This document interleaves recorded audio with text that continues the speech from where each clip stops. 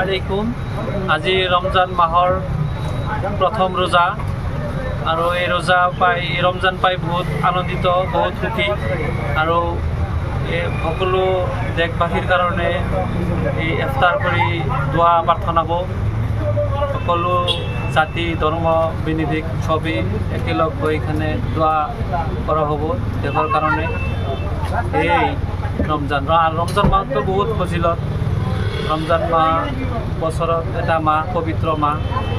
আমাৰ এই মুছলিমৰ কাৰণে এটি পবিত্ৰ মাহ।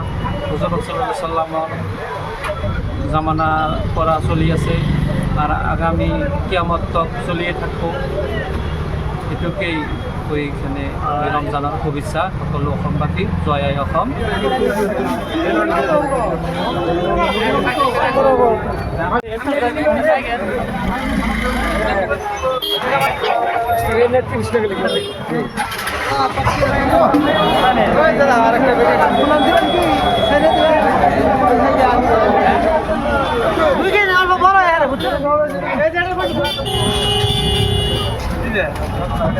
আলাইকুম।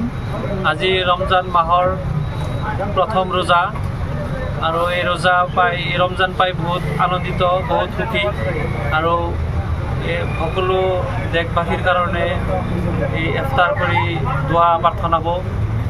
সকলো জাতি ধৰ্ম বিনিৰ্দেশ সবেই একেলগ হৈ এখানে দোয়া কৰা হ'ব দেশৰ কাৰণে। এই ৰমজান মাহটো বহুত ফজিলত। ৰমজান মাহ বছৰত এটা মাহ, পবিত্ৰ মাহ। আমাৰ এই মুছলিমৰ কাৰণে এটি পবিত্ৰ মাহ। হুজুৰ সাল্লাল্লাহু আলাইহি সাল্লামৰ জামানাৰ পৰা চলি আছে আৰু আগামী কিয়ামত তক চলিয়ে থাকিব। এটুকুই কৈ এখানে ৰমজানৰ শুভেচ্ছা সকলো অসমবাসী। জয় আই অসম।